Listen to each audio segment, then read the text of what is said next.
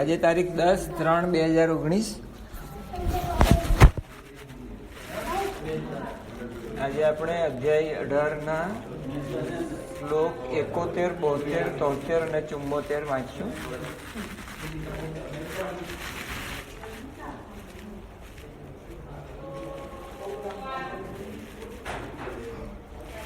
શ્રી ગીતાજીના શ્રવણનું મહાત્મ્ય. આપણે 70 સુધી ગીતાજીના શ્રવણના અધિકારી કોણ તે, એટલે તપસ્વી હોય, શ્રદ્ધાવાન હોય, ભક્તિવાળા હોય, સાંભળવાની ઈચ્છાવાળા હોય, સેવા કરતા હોય ગુરુજીની, અને અસૂયા ન હોય, એટલે કે દોષ દ્રષ્ટિ ન હોય.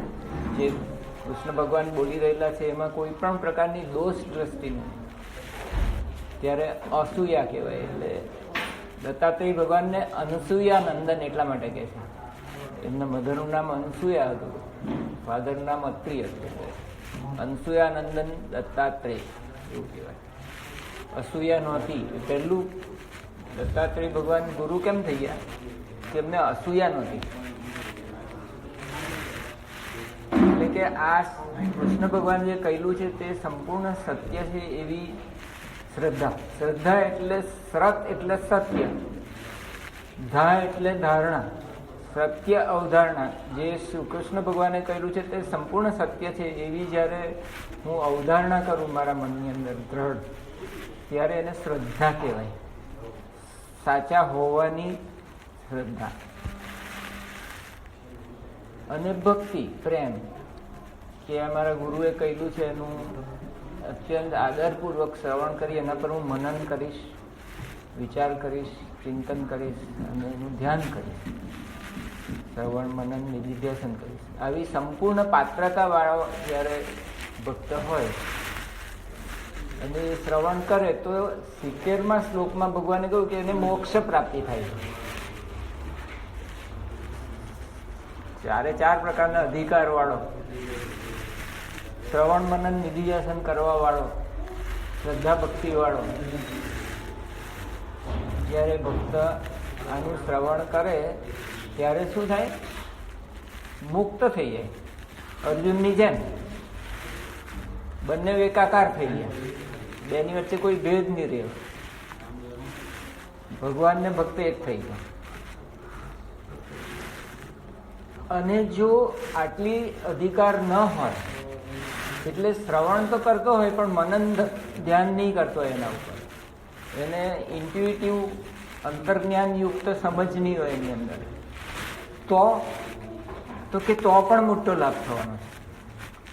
તો શું લાભ થવાનો છે? હવે 71માં શ્રવણનો લાભ. અપી શબ્દ 2 વખત અંદર આવવાનો છે. અપી એટલે તો પણ પેલો આગલો અધિકારી જેવો ન હોય તો પણ, એમ 2 વખત તો પણ.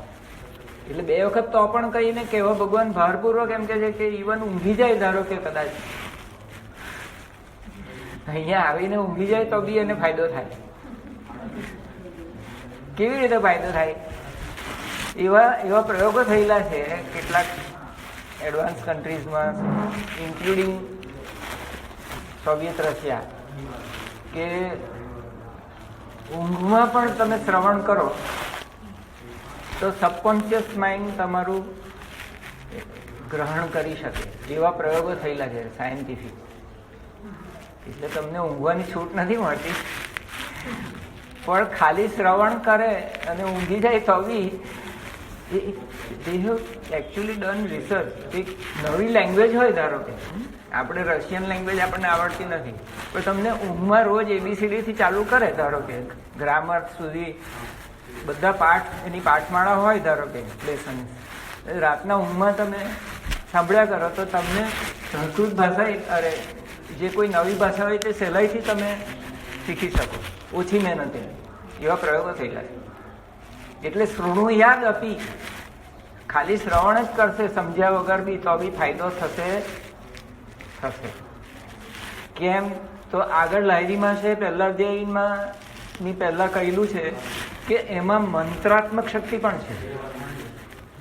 એ સંસ્કૃતના અનુષ્ટુપ છંદમાં એક એવી તાકાત છે, અને આ મંત્રમાળા છે. આ ગીતા એ સામાન્ય નથી, પણ કૃષ્ણ ભગવાનની અને વ્યાસજીની સમાધિ અવસ્થામાંથી બહાર નીકળેલા મંત્રો છે.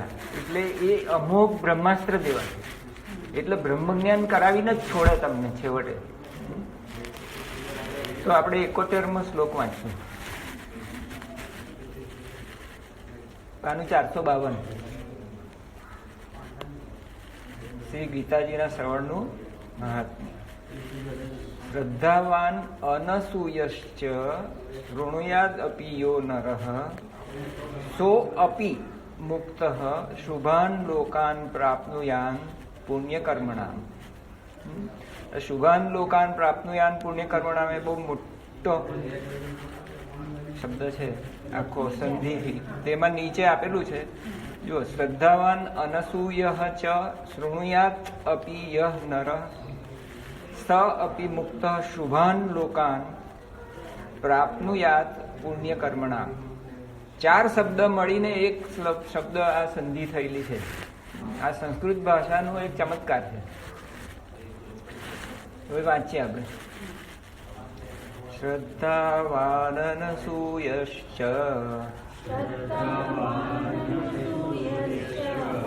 શૃણુયાદપી યો નરઃ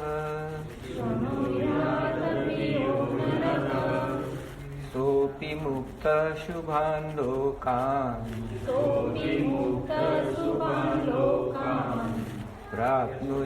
પ્રાપ્નુયાત પુણ્યકર્મણામ. યહ જે નરઃ માણસ શ્રદ્ધાવાન ચ અને અનસૂય દોષ દ્રષ્ટિ વિનાનો થઈને આ ગીતાશાસ્ત્રનું શ્રવણ પણ કરશે. શૃણુયાત અપી સહ એ અપી પણ, જો 2 વખત અપી આવે એટલે પહેલા જે એટલો મોટો અધિકારી નથી, છતાં સાંભળવા માત્રથી એમ, પણ પાપોથી મુક્ત છૂટીને પુણ્ય કર્મણામ ઉત્તમ કર્મ કરનારાઓના શુભાન શ્રેષ્ઠ લોકાન લોકોને પ્રાપ્નુયાન પામશે. એટલે જો ઓટોબાયોગ્રાફી યોગીમાં જે અત્યારે યુક્તેશ્વરજી ક્યાં આગળ છે?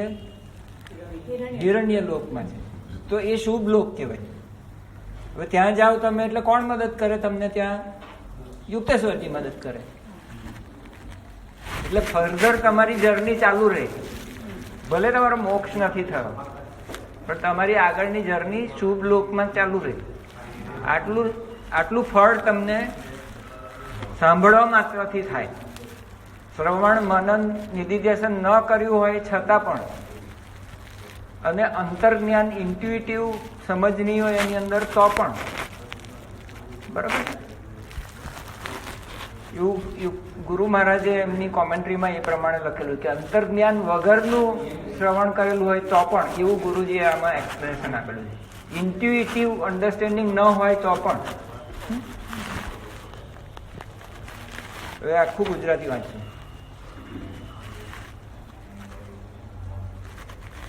જે માણસ શ્રદ્ધાળુ અને દોષ દ્રષ્ટિ નાનો થઈને આ ગીતાશાસ્ત્રનું શ્રવણ પણ કરશે, એ પણ પાપોથી છૂટીને ઉત્તમ કર્મ કરનારાઓના શ્રેષ્ઠ લોકોને પામશે. એટલે આ સેલ્ફ એક્સપ્લેનેટરી છે. આમાં કંઈ વધારે આમાં કહેવા જેવું લાગતું નથી કે લાગે છે? કેટલી જાતના શ્રવણ કરવાવાળા હોઈ શકે? શ્રવણ કેટલી જાતનું હોઈ શકે?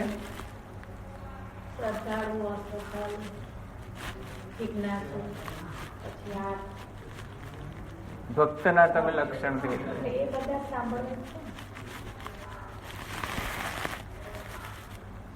હવે ગુરુજી એક જગ્યાએ કહેલું કે ગુરુજીએ લેક્ચર ચાલુ કર્યું અને સામે રાજર્ષિ બેઠેલા હતા. રાજર્ષિ એટલે જે પહેલા આપણા સેકન્ડ પ્રેસિડેન્ટ આપણા સેન્ટ જીન.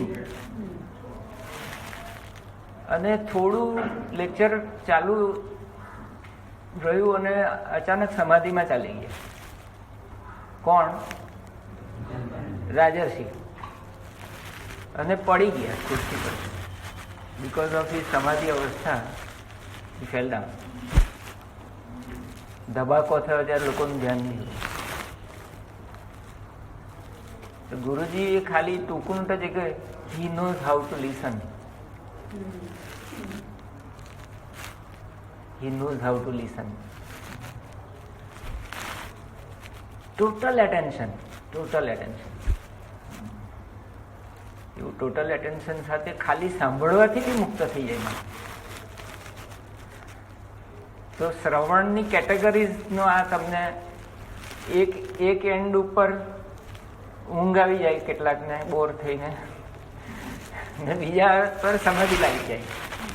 તો સમાધિ ને નિંદ્રા કદાચ સગી બહેનો જ છે. નિંદ્રા છે સમાધિ સ્થિતિ. એવું શિવજીનું માનસ પૂજન નામનું સ્તોત્ર છે. એ માનસ પૂજામાં એવું આપેલું છે, નિંદ્રા સમાધિ સ્થિતિ. એ બંનેનું સેન્ટર કદાચ મેડ્યુલા ઓબ્લોંગેટામાં જ હશે એવું માનવાને આપણી બુદ્ધિ પ્રેરાય છે. જે હોય તે, પણ શ્રવણ કેટલાય પ્રકારના હોઈ શકે. અને જે સાચું શ્રવણ ભગવાન ગુરુદેવનું કરે છે એ છૂટી જાય છે. એટલું બધું શ્રવણ એનું થાય કે જ્ઞાનેશ્વર મહારાજ કહે છે કે આ શ્રવણ કરતા કરતા મારી બધી બાકીની ઇન્દ્રિયોની વચ્ચે એક સ્પર્ધા જાગી ને એ લોકોને એટલી બધી ઈર્ષ્યા થઈ ગઈ મારી શ્રવણ ઇન્દ્રિયની કે આંખને થઈ ગઈ કે હું બી શ્રવણ ઇન્દ્રિય થઈ જાઉં, ચામડીને થયું કે હું બી શ્રવણ ઇન્દ્રિય. બધી ઇન્દ્રિયોની વચ્ચે એક ઈર્ષ્યા થઈ કે આ કાન કેટલો બધો નસીબદાર છે કે એને આ બધી આવી સુંદર હરિકથા સાંભળવાની મળે છે. એવું જ્ઞાનેશ્વરે કેવું સુંદર વાત.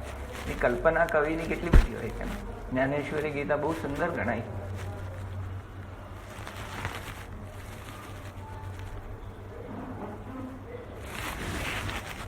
હવે આપણે બીજા શ્લોક પર જશું. ગીતા શ્રવણથી અર્જુનનો મોહ નષ્ટ થયો કે નહીં એ જાણવા માટે ભગવાનનો પ્રશ્ન. હવે જો ભગવાન બી બિચારા કલ્પાપડ થઈ ગયા. જો અહીંયા તો આમ 5-10 જણા હોય છે, કોઈક વખતે 4 જણા બી હોય, એવું બી થાય છે. પણ ભગવાનની સામે એકમાત્ર અર્જુન જ હતો અને એ બીજો ઊંઘી જાય તો શું થાય? હોનાર જ થઈ જાય મોટી. એટલે ભગવાનને ચટપટી થઈ કે આ ભાઈ તે બરાબર સાંભળેલું કે નહીં, આજે તારો કઈ મોહ નષ્ટ થયો કે નહીં. હવે એ જો અર્જુન જો એના સ્વમુખે કહે તો આપણને બધાને એ બાને લાભ થાય કે નહીં, કે આવી રીતે સાંભળ્યું, એવી રીતે સાંભળ્યું ને કે મોહ નષ્ટ થઈ ગયો. એટલું જ નહીં, બંને એક થઈ ગયા. There were not two. When the listening happened, like the Rajarshi and Yoganand, they became one. Krishna and Arjun became one. Advait થઈ ગયું. They merged into it. એવી વાત ભગવાન ગુરુદેવે 70મા શ્લોકમાં કહેલી છે કે they merged into each other. સમાધિસ્થ થઈ ગયા. એવી જાતનું લખાણ છે. ગુરુજીની ચોપડી આપણે જોઈ લઈશું, એમાં એવું લખેલું છે.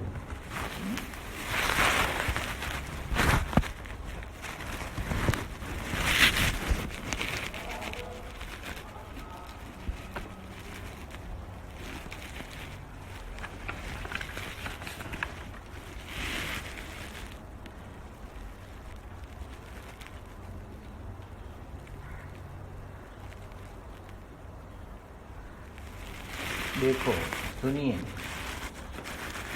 तुम्हारी आत्मा और मेरे बीच इस संवाद पर अपने मन को एकाग्रता से लगाता है और जो अंतर्ज्ञान युक्त प्रत्यक्ष बोध के साथ इस पर ध्यान करता है, अंतर्ज्ञान એટલે इंट्यूटिव एक्सपीरियंशियल नॉलेज, ध्यान करता है तथा इस पर मनन करता है, श्रवण मनन और ध्यान એટલે निधिध्यासन, वह अपनी चेतना को मेरी ब्रह्मांडीय चेतना की अग्नि में विलीन होता अनुभव करेगा. They become one. એટલે અર્જુન એક થઈ ગયેલો એના પરિણામે.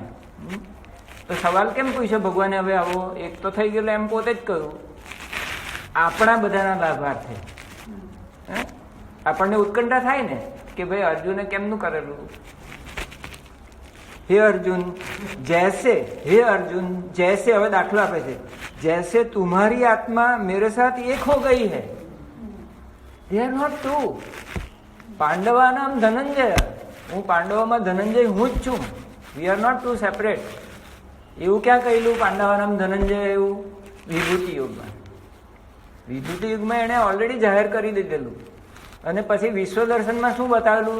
5 પાંડવો બી મારી અંદર વિશ્વરૂપમાં છે કે નથી? ઇનફેક્ટ ઘાસનું એક તણખલું બી એનાથી સેપરેટ નથી. ઇનફેક્ટ એક અણુ બી બ્રહ્માંડનો એનાથી જુદો નથી. Can there be anything which is separate from હિમ?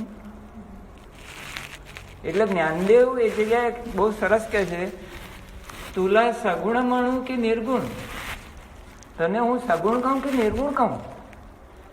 સગુણ નિર્ગુણ એક ગોવિંદા. તુલા આકારું મણું કે નિરાકારું? તને આકાર કહું કે નિરાકાર કહું? આકારો નિરાકારું એક ગોવિંદા. તુલા સૂક્ષ્મ મણું કે સ્થૂલ?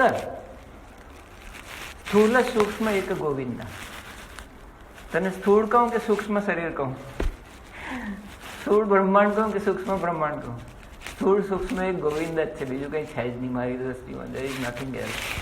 How can there be? If he is Vishwarup Darshan, matter is over at that time only. In 11th chapter there was a full stop to the whole matter, isn't it?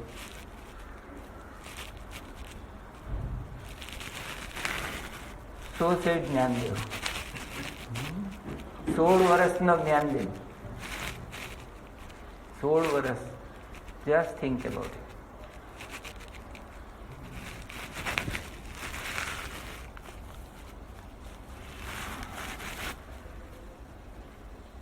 Gita શ્રવણથી અર્જુનનો મોહ નષ્ટ થયો કે નહીં એ જાણવા માટે ભગવાનનો પ્રશ્ન. કશ્ચિદ એતદ શ્રુતમ પાર્થ ત્વયી એકાગ્રેણ ચેતસા કશ્ચિત જ્ઞાન સમોહ કશ્ચિત અજ્ઞાન સમોહ. વંચાશે શું? કશ્ચિત જ્ઞાન સમોહ, પણ છે શું? અ સાયલન્ટ છે. પેલો ડ લખે ને સંસ્કૃતમાં, એ લુપ્ત થયેલો છે. એટલે અજ્ઞાન સમોહ. પ્રનષ્ટ તે ધનંજય, તે ધનંજય એટલે તારું, તે એટલે તારું, મેં એટલે મારું. તો વાંચ્યું આપણે. કશ્ચિદ એતત શ્રુતમ પાર્થ ત્વય્યેકાગ્રેણ ચેતસા કશ્ચિદ અજ્ઞાન સમોહ પ્રનષ્ટસ્તે ધનંજય. પાર્થ, હે પાર્થ, સંબોધન વિભક્તિ છે. સંબોધન વિભક્તિ પહેલી એટલે શું થાય? હે પાર્થ થઈ જાય. પાર્થ એટલે હે પાર્થ. કશ્ચિત શું? એતત આ ગીતાશાસ્ત્રને ત્વયા તે એકાગ્રેણ ચેતસા એકાગ્ર ચિત્તથી શ્રુતમ સાંભળ્યું. અને ધનંજય કશ્ચિત શું? તે તારો અજ્ઞાન સમોહ અજ્ઞાનમાંથી ઉપજેલો મોહ નાશ પામ્યો. ગુજરાતીનું આખું વાંચશું. આ રીતે ગીતાનું મહાત્મ્ય કહી આનંદ કંદ શ્રી કૃષ્ણે પૂછ્યું. સચ્ચિદાનંદ કંદ, આનંદ કંદ. આનંદ કંદ એટલે શું? એ મૂર્તિમંત આનંદ સ્વરૂપ છે ભગવાન. ભગવાન કેવા છે? મૂર્તિમંત આનંદ સ્વરૂપ છે. જાણે આનંદને એમ થયું કે હું હવે એક મૂર્તિ રૂપ બની જાઉં તો કેવું થાય? તો કે ભગવાનનું રૂપ એવું હતું.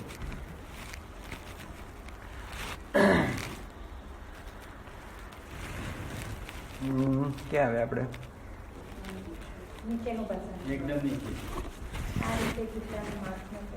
આ રીતે ગીતાનું મહાત્મ્ય કરી આનંદ કંદ શ્રી કૃષ્ણે પૂછ્યું, હે પાર્થ, શું આ ગીતા શાસ્ત્રને તે એકાગ્ર ચિત્તે સાંભળ્યું અને હે ધનંજય, શું તારો અજ્ઞાનમાંથી ઉપજેલો મોહ નાશ પામ્યો? અચ્છા, એટેન્શન અને કોન્સન્ટ્રેશન અને મેડિટેશન વચ્ચે શું ફેર છે? What is the difference between concentration and meditation?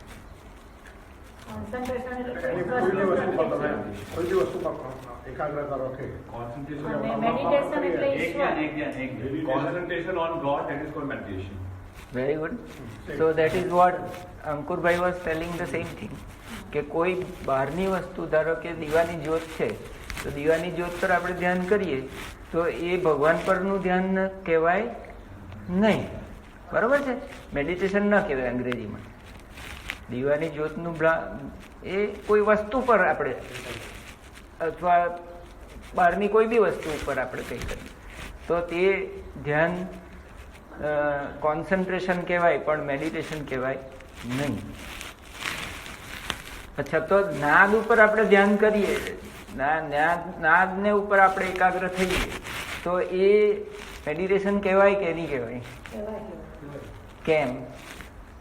ઈશ્વર શબ્દ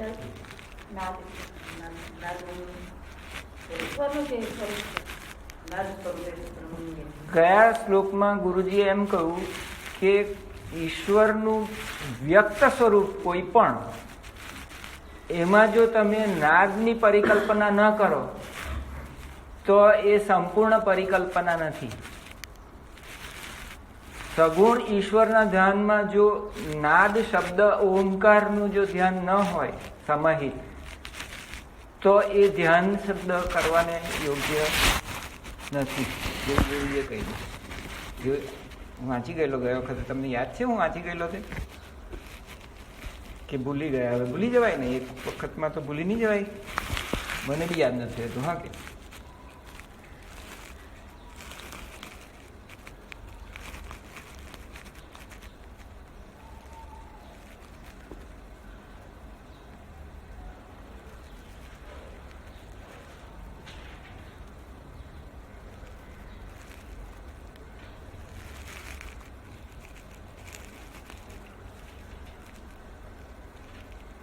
સાકાર ઈશ્વર, સાંભળજો, બહુ શાંતિથી સાંભળજો. સાકાર ઈશ્વર એટલે મૂર્તિ, દાખલા તરીકે ખરો ફોટો, મૂર્તિ બધું આવી જાય ને એમાં. એમ કરતા કરતા આપણે ભગવાનમાં ધ્યાન કરવા માંડીએ, રાઈટ? એકાગ્ર થઈએ. પછી કાઉન્સમાં લખે છે અવ્યક્ત બ્રહ્મ કી કોઈ ભી અભિવ્યક્તિ, એટલે વ્યક્તિ અભિવ્યક્ત થાય ત્યારે સાકાર સ્વરૂપ થાય, ત્યારે નિરાકારનું સાકાર સ્વરૂપ થાય. अव्यक्त ब्रह्म की कोई भी अभिव्यक्ति कांस पूरो कि किसी भी प्रकार की अर्थपूर्ण पूजा में, जયારે તમે પૂજા કરવા માંગતો હોય પરમાત્માની, રોજિંદી પૂજા તમે કરો કે નહીં તમારા ધ્યાન ખંડમાં, उनकी उपस्थिति के इस स्पंदनात्मक पथ का होना आवश्यक है. તમારી આંખ ભલે અહીંયા હોય કે ત્યાં હોય કે મૂર્તિમાં હોય, પણ તમારા કાનમાં તો નાદ સંભળાવવો જરૂરી છે. Then your meditation becomes a perfect meditation. Then concentration becomes. એટલે મેં સવાલ બરાબર ઉઠાવેલો કે નહીં? આપણું બધાનું માઇન્ડ ક્લિયર થાય ને? ઓકે. આજે હું અત્યારે વાંચી ગયો તે ગુરુજીના હિન્દી ભાષાંતરમાં શ્લોક 70માં પાના નંબર 1225 પર હતું, અને એ પહેલાં મેં જે વાંચેલું થોડો વખત પહેલાં અંતર્જ્ઞાનયુક્ત પ્રત્યક્ષ બોધ વગેરે જે વાંચેલું, શ્રવણ મનન, અને આપણે બંને હે અર્જુન જૈસે તુમારી આત્મા મેરે સાથ એક હો ગઈ, એ જે વાંચેલું તે 1226માં પાના પર હતું. બંને શ્લોક 70માં ઉપર જ હતું, અને ગયો વખતે એ વાંચી ગયેલા આપણે, પણ હું ભૂલી ગયેલો હતો, એટલે મેં પાછું મને યાદ કરાવ્યું. હવે આ રીતે ગીતાનું મહાત્મ્ય કરી આનંદ કંદ શ્રી કૃષ્ણે પૂછ્યું, મહાત્મ્ય એટલે શું? વોટ ડુ મીન બાય મહાત્મ્ય? મહિમા. અચ્છા, ગીતાજીના મહાત્મ્ય વાંચનો શું ફળ? ગીતાના મહાત્મ્ય જાણ્યા વગર વાંચી જઈએ તો ચાલે કે નહીં? ફફડાવી જઈએ તો શ્રદ્ધા ઉત્પન્ન થાય. જેટલું મહાત્મ્ય જાણીએ તેટલી વધારે ને વધારે શ્રદ્ધા એની અંદર જામતી. એટલે એક સાયકલ છે, એકબીજાને અન્યોન્યને પૂરક સાયકલ છે. મહાત્મ્ય વાંચીને ગીતા વાંચો, ગીતા વાંચીને મહાત્મ્ય વાંચો, તો ઉત્તર તમારી શ્રદ્ધા અને ભક્તિ પરમાત્માની અંદર બળવાન થતી જાય. એટલે આ એક સરળ ઉપાય છે આપણી ભક્તિ વધારવાનો, શ્રદ્ધા વધારવાનો. અને આપણને અનસૂય બનાવવાની બી આમાં તાકાત છે.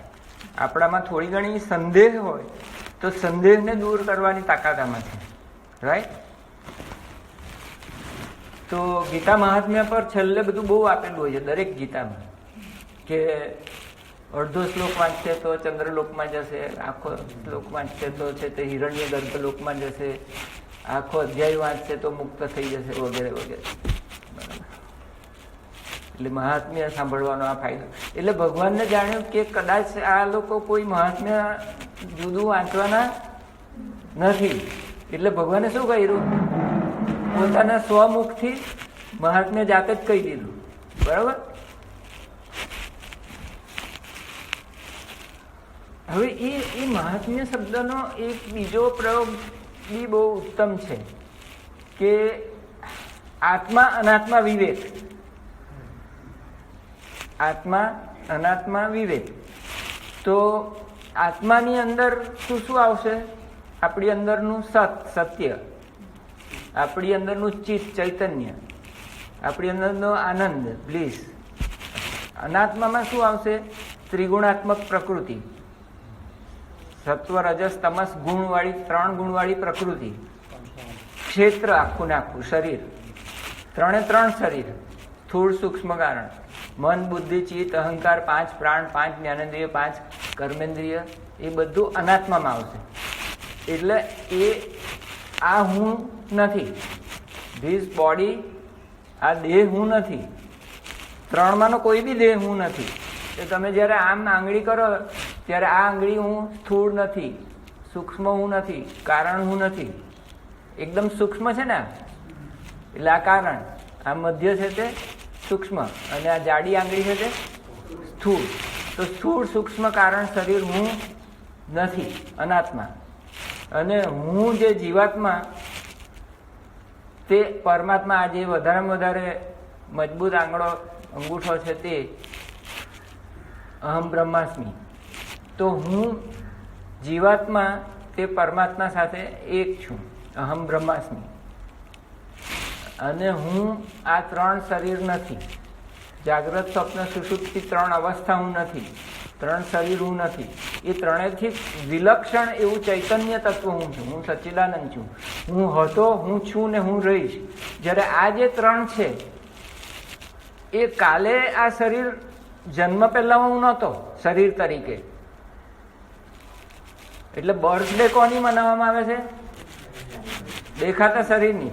એ જન્મ તારીખ પહેલા નહોતું, અને જે દિવસે આને સળગાવી મૂકશે ત્યાર પછી નહીં રહેશે. એટલે ચેન્જિંગ છે. આ જે 3 છે, મન બુદ્ધિ ચિત્ત, એ પણ ચેન્જિંગ છે, બદલાયા કરે છે ને મન આપણું ઘડીએ ઘડીએ. ઇનફેક્ટ તો જે બદલાય છે તે હું નથી, અનાત્મા હું નથી, પણ હું ન બદલાતો આત્મા છું. નિર્વિકાર, નિર્ગુણ, નિરાકાર, નિર્વિકલ્પ. સંકલ્પ વિકલ્પ વાળું મન છે, પણ હું નિર્વિકલ્પ છું. તો નિરંજન, નિરાકાર, નિર્વિકાર, નિર્વિકલ્પ, સચ્ચિદાનંદ સ્વરૂપ, અજર અમર આત્મા હું છું. અમૃતસ્ય પુત્રાહા, એવું ઉપનિષદો કહે છે. હે સાંભળનારાઓ, હે શ્રોતાજનો, અમૃતસ્ય પુત્રાહા, તમે બધા અમૃતના પુત્ર છો. તારો બાપ બી અમૃત, તારી મા બી અમૃત, તારો ભાઈ બી અમૃત, તારો કાકો બી અમૃત, તારો ભત્રીજો બી અમૃત, તું બી અમૃત. અમૃતનો છોકરો અમૃત જ હોય કે બીજું કઈ હોય? મર્ચેલાલ અમૃતલાલ એવો કોઈ હોય શકે? દીકરાનું નામ મર્ચેલાલ અને બાપનું નામ અમર્ત્ય સેન, એવું થાય કોઈ?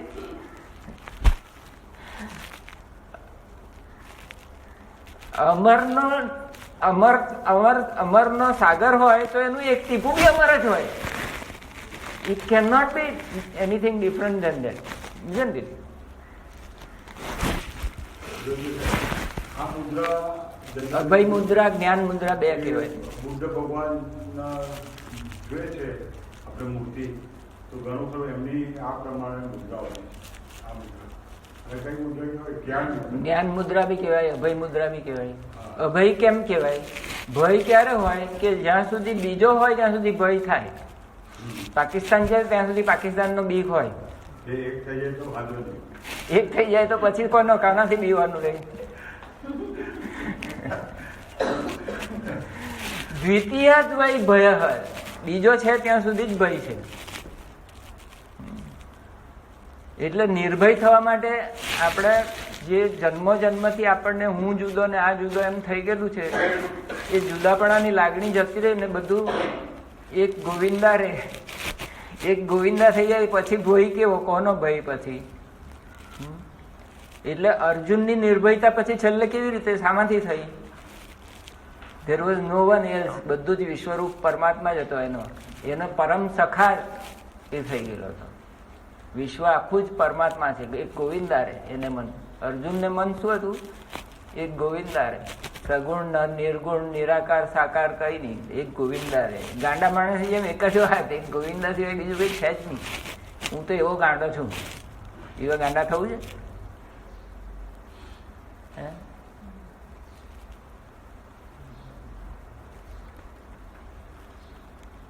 એવી મેડનેસ આવી જાય તો વાર્તા પૂરી થઈ જાય આપણી બધાની.